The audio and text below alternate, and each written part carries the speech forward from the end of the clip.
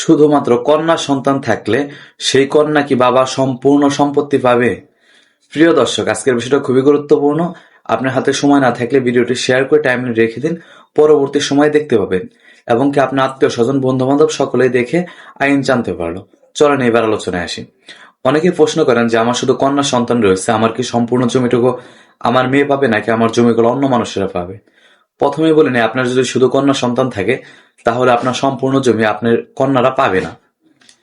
এখন একজন সন্তান থাকলে কতটুকু সম্পত্তি পাবে এবং কি একাধিক সন্তান থাকলে কতটুকু পাবে সেই বিষয়ে আলোচনা করছি। আপনার যদি শুধু একজন কন্যা সন্তান থাকে তাহলে আপনার সম্পূর্ণ সম্পত্তির অর্ধেক সম্পত্তি আপনার একজন কন্যা পাবে, বাকি অর্ধেক আপনার ভাই ভাতিজা যারা আছে তারা পাবেন।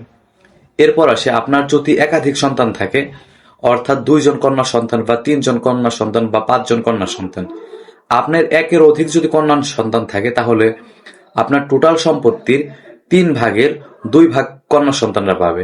অর্থাৎ আপনার যতখানি সম্পত্তি রয়েছে তাকে 3টা ভাগ করা হবে, 2টা ভাগ আপনার 5জন কন্যা সন্তান থাকলে 5জন কন্যা সন্তান 2টা ভাগ পাবে।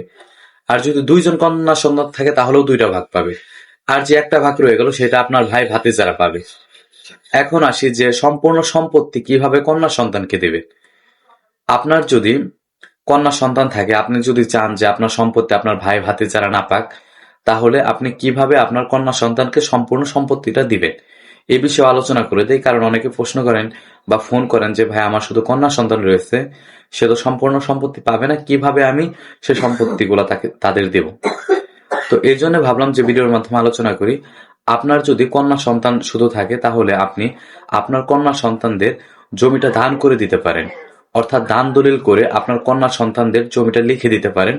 পরবর্তীতে তাহলে আপনার কোনো ভাই বা ভাতিজা বা অন্য যে কেউ এই জমিতে আসতে পারবে না। তবে আপনি অবশ্যই জমি লিখে দেওয়ার আগে চিন্তা ভাবনা করে লিখে দিবেন, কারণ ওয়ারিশ সূত্রে আপনার কন্যা সন্তানরা মালিক হবে এবং কি আপনার ভাই ভাতিজারাও মালিক হবে। যদি আপনার মনে মনে হয় যে আপনার কন্যা সন্তানদের সম্পূর্ণ সম্পত্তি দেওয়া উচিত, তাহলে আপনি আপনার কন্যা সন্তানদের দান দলিলের মাধ্যমে সম্পূর্ণ সম্পত্তি দিতে পারেন। তো আশা করি বিষয়টা বুঝতে পারছেন। তথ্যটি শেয়ার করে সকলকে জানার সুযোগ করে দিন। ধন্যবাদ সকলকে। আসসালামু আলাইকুম।